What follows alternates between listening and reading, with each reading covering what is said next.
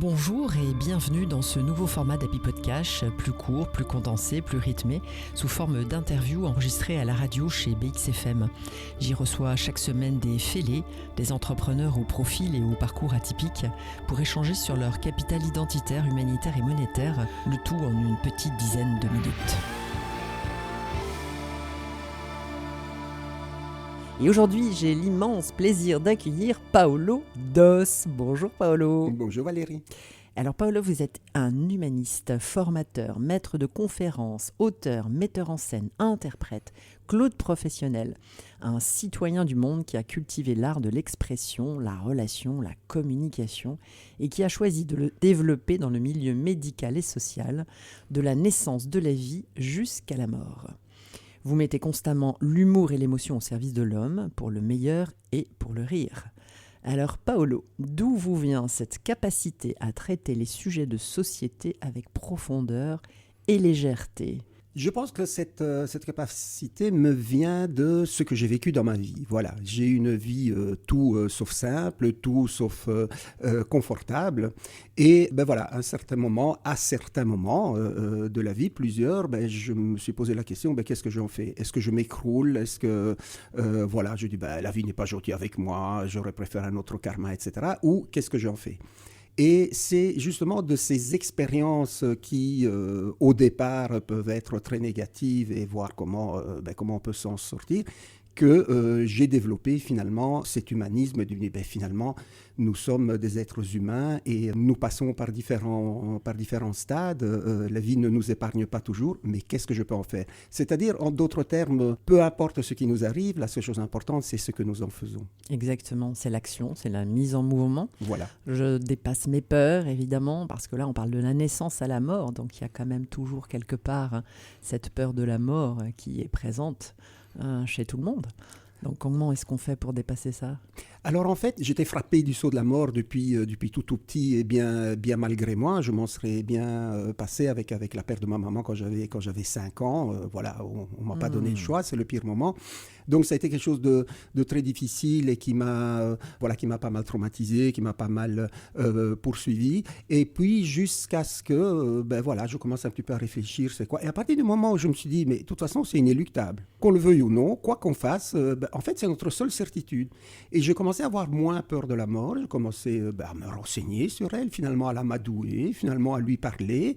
Et voilà que finalement c'est une merveilleuse alliée. Et voilà, j'en suis arrivé à la merveilleuse, non pas conclusion, mais au merveilleux fait de me rendre compte que, si je veux avoir une belle vie, je dois bien penser à la mort. Et donc, moi, c'est un conseil que je vous donne, chers auditeurs. Vous voulez bien vivre, pensez à la mort. Alors, on vient de découvrir un capital identitaire qui explique pas mal de choses. La mort, les enfants, frappez vous-même évidemment très, très, très jeune par la perte de votre maman.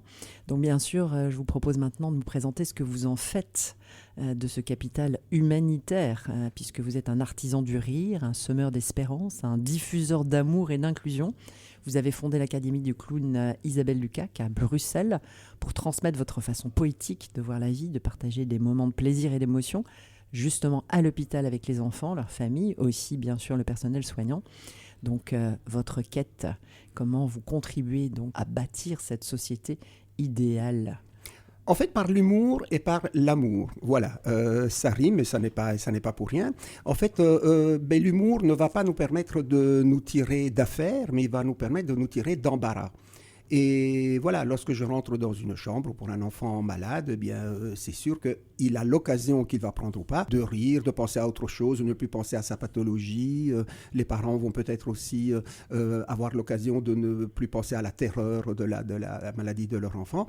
Alors évidemment, quand je sortirai de la chambre, le problème ne sera pas résolu, le cancer ne sera pas résolu, mais ils se seront tirés de l'embarras de cela pendant le temps qu'a duré notre relation. Donc vraiment, l'humour, le rire rime avec amour. Évidemment, vous vous rendez bien compte, un amour inclusif, on ne rit jamais aux dépens de qui que ce soit, même pas le clown aux dépens de lui-même, parce que l'autodérision, c'est vrai, on a le droit de le faire, mais ça fait toujours mal. Moi, quand je suis présent lorsque quelqu'un rit méchamment de lui-même, ça me fait mal à moi, parce que je suis un être humain comme lui, donc s'il se fait du mal à lui, il me fait du mal à moi. Mais c'est tellement juste ce que vous dites.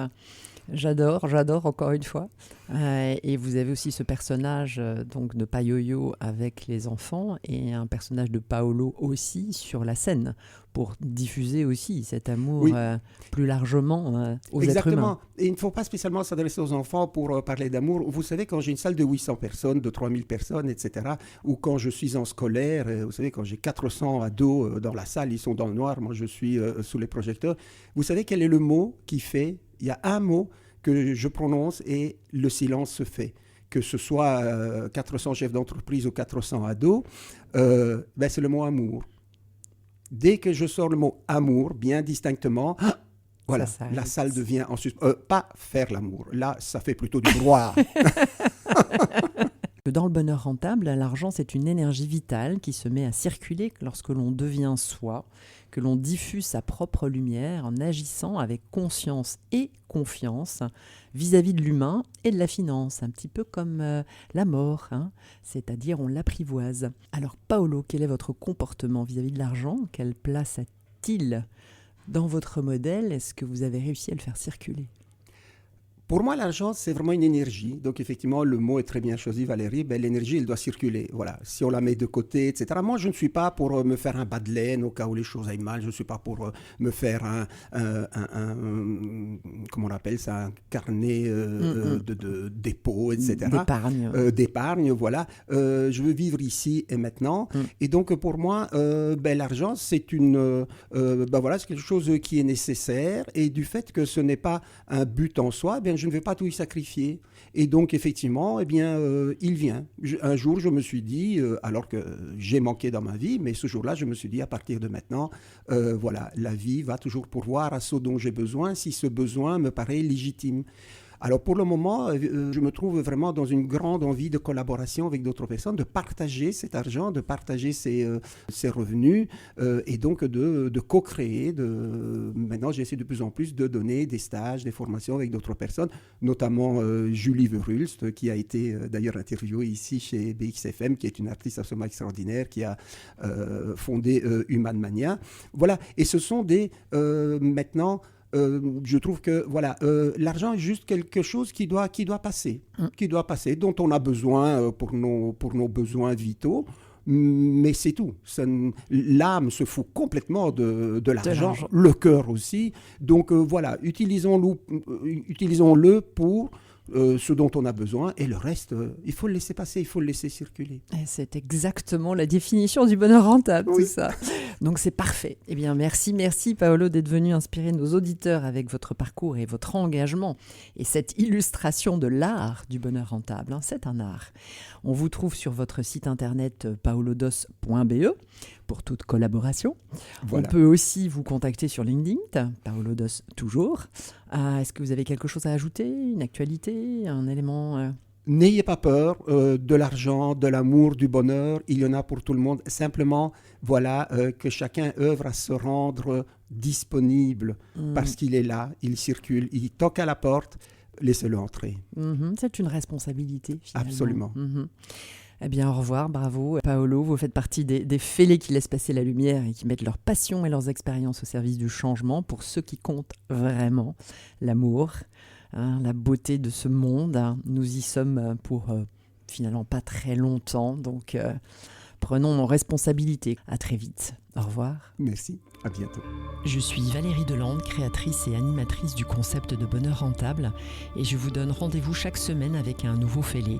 Vous pouvez également retrouver les chroniques du bonheur rentable en podcast sur le site de BXFM.